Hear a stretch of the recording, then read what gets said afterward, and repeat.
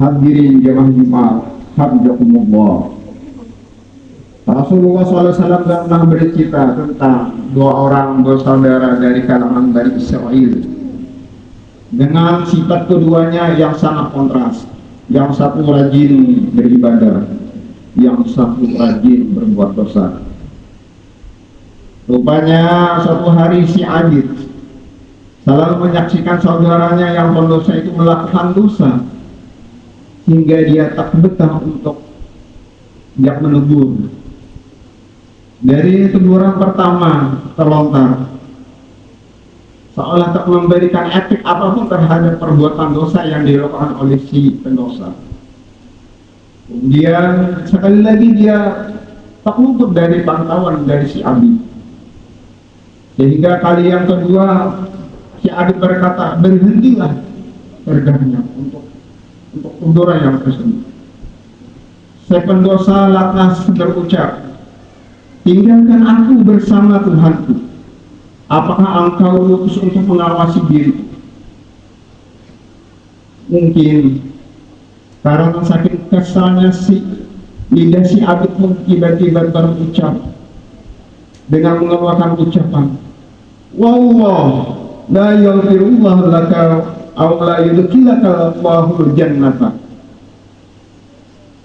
Pada akhirnya tatkala keduanya meninggal, keduanya dipengkar oleh Allah di hadapannya, dan Allah berkata, wahai si Abid, apakah engkau telah mengetahui tentangku? Apakah engkau sudah memiliki kemampuan atas apa yang ada dalam genggamanku? Keduanya pun berlanjut dengan akhir yang menyedihkan, pergi dan masuklah engkau ke dalam surga dengan rahmatku, kata Allah kepada si pendosa. Sementara kepada si Abid Allah mengatakan kepada malaikat, wahai malaikat, giringlah ia ke dalam neraka. Hadirin jamaah Jumat, hafizakumullah. Si Abid yang rajin beribadah akhirnya ke neraka. Si pendosa yang rajin berbuat dosa akhirnya ke dalam surga. Mengapa bisa terjadi? Karena akhir dari kehidupan seseorang, baik itu kehidupan dunia dan kehidupan akhiratnya, tiada yang berhak selain merupakan hak Allah Subhanahu wa Ta'ala. Manusia tak bisa memiliki kewenangan untuk memvonis seseorang apakah dia kafir atau bukan.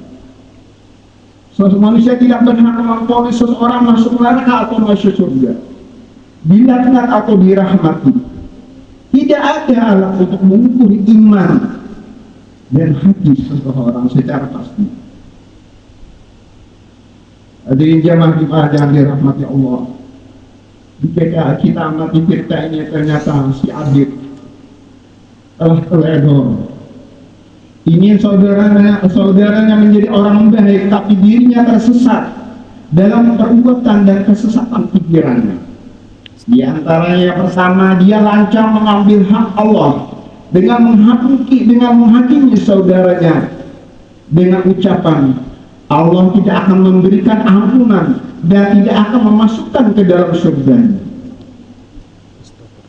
Kalau sekarang ucapan tersebut dari seseorang di antara kita, dan ucapan, apakah ada aku?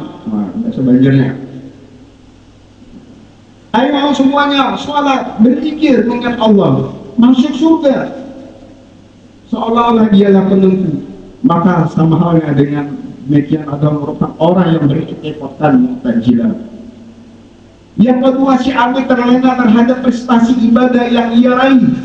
Hal itu terbukti dengan kesibukannya dengan mengoreksi dan menilai perilaku orang lain yang tadinya adalah saudaranya, ketimbang dirinya sendiri. Berhal dalam tingkat hal demikian sampai pada akhirnya dia berperilaku sebagai seorang penjasus yaitu gemar mencari-cari kejelekan orang lain.